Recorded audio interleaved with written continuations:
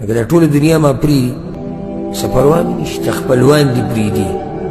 که دوستان دې پرېږدي که یاران دې پرېږدي که بچي دې پرېږدي که مور پلار دې پرېږدي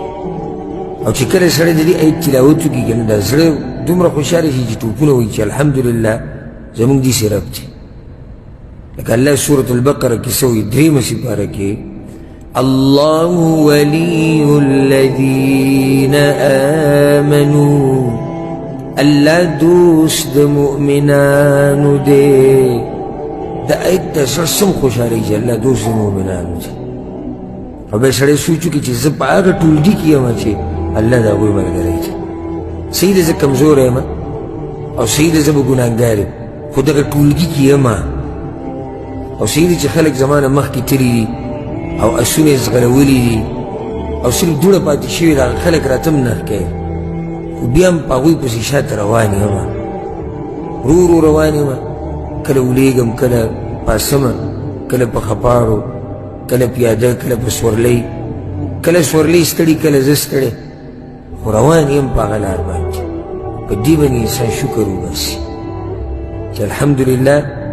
الله دا دین را نصیب کړی ده او هغه وایي چې زه د مؤمنانو ملګری یم لکه دا ټوله دنیا ما پرېږدي څه پروا مې نشته دا خبره به دې په زړه کېږي بیا که خپلوان دې پرېږدي که دوستان دې پرېږدي که یاران دې پرېږدي که بچي دې پرېږدي که مور پلار دې پرېږدي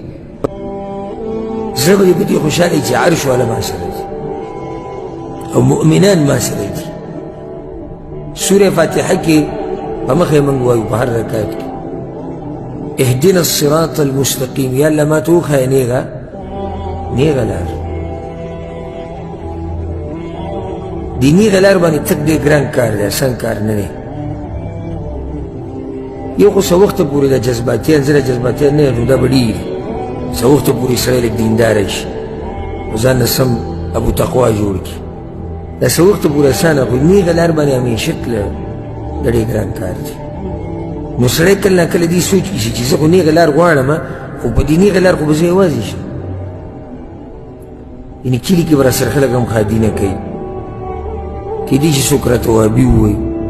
کیدای شي ما ته خلک بیا بد مذهبه وایي بې مذهبه به راته وایي ګستاخ به راته وایي د اولیاو ګستاخ د پیغمبر ګستاخ د پلاني ملک پیسې خوري د پلاني ملک نه علي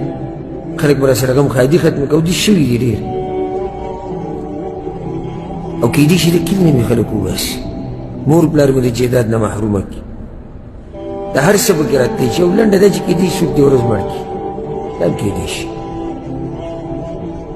تسلی دپاره الله څه وایي صراط الذین انعمت علیهم لار د هغه خلکو چې تا به انعام کړی مطلب دلته دا دی دې کې دنه دا خبره په قرآن د سوچ کتاب دی سوچ هر کدو کریله سړی پې نه پوهېږي څوک سوچ کوي او الله وله بصیرت ورکړی نو ډېر څه ترې راویستی شي یا الله ما ته وښیه لاره نیغه لار د هغه کسانو چې تا پې انعام کړی فایده یې ادا کړه یا الله ما ته وښیه لاره نیغه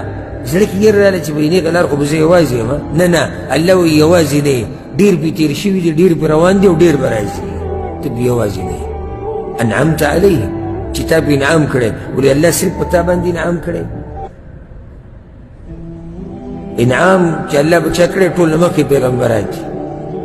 الصدیقین الشهداء الصالحین دا ټول هغه دي چې په دوی باندې انعام شوی